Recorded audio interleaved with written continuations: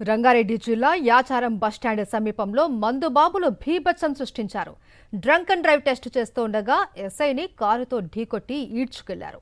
సాగర్ రహదారిపై ఎస్ఐ ఉయ్యాల మధు సిబ్బందితో కలిసి డ్రంక్ అండ్ డ్రైవ్ తనిఖీలు చేపట్టారు. ఆ సమయంలో మాల్ నుండి హైదరాబాద్ వైపు వెళ్తున్న ఓ కారు ఆపకుండా వేగంగా వెళ్తుండగా ఎస్ఐ అడ్డగించారు. ఈ క్రమంలో వేగంగా ఎస్ఐని ఢీకొట్టి కారు దూసుకెళ్లింది. మధ్యలో ఓ బైక్ను ఢీకొట్టగా ఇద్దరికి తీవ్ర గాయాలయ్యాయి. కొంత దూరం వెళ్లాక ఎస్ఐ కారు బానెట్పై నుండి కింద పడ్డంతో ఆయనకు తీవ్ర గాయాలయ్యాయి. వెంటనే స్థానికులు ఆసుపత్రికి తరలించారు. కారు ఆపకుండా నడిపిన డ్రైవర్ను, అందులో ఉన్న మరో వ్యక్తిని ఇబ్రహీంపట్నం సమీపంలో పోలీసులు అరెస్ట్ చేశారు. నిందితులు అబ్దుల్లాపూర్ మెట్ మండలం కోహిడాకు చెందిన శ్రీకర్, హయత్నగర్కు చెందిన నితిన్గా గుర్తించారు. ఇక మరింత సమాచారం మా ప్రతినిధి విక్రమ్ అందిస్తారు.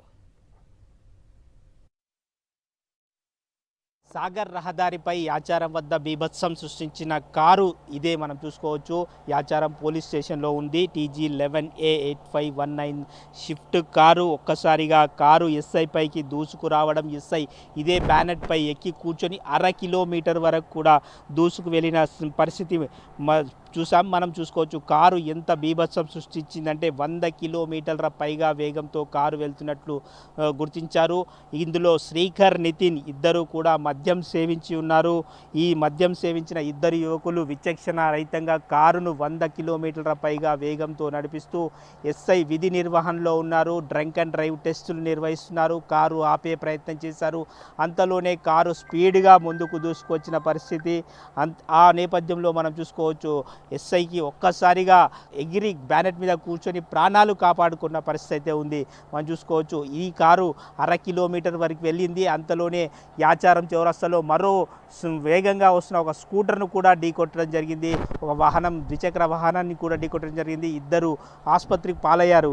మొత్తంగా ఈ సంఘటనకు సంబంధించి మనం చూసుకోవచ్చు యాచారం పోలీసులు కేసు నమోదు చేసుకొని దర్యాప్తు చేశారు. నితిన్కు అదేవిధంగా శ్రీకర్, డ్రైవింగ్లో ఉన్న శ్రీకర్ కూడా డ్రంక్ అండ్ డ్రైవ్ టెస్టులు నిర్వహించారు.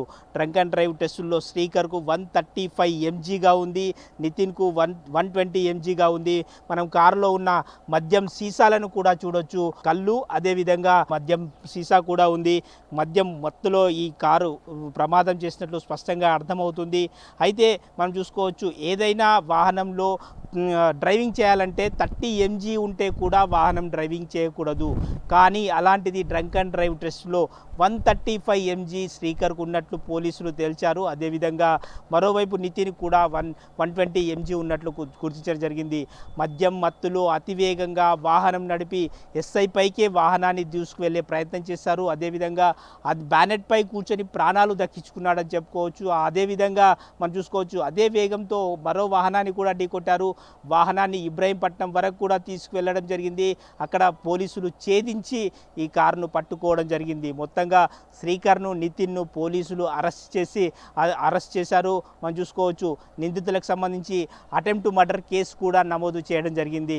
కేసు నమోదు చేసుకున్న దర్యాప్తులు పోలీసులు మనం చూసుకోవచ్చు ఈ వాహనాన్ని కూడా అదుపులోకి తీసుకోవడం జరిగింది. మొత్తంగా ఈ కారు ప్రమాదానికి సంబంధించి డ్రంక్ అండ్ డ్రైవ్ టెస్టులు చేస్తున్న ఎస్ఐ పరిస్థితి మాత్రం ఇప్పుడు ఆసుపత్రిలో చికిత్స పొందుతున్న పరిస్థితి ఉంది.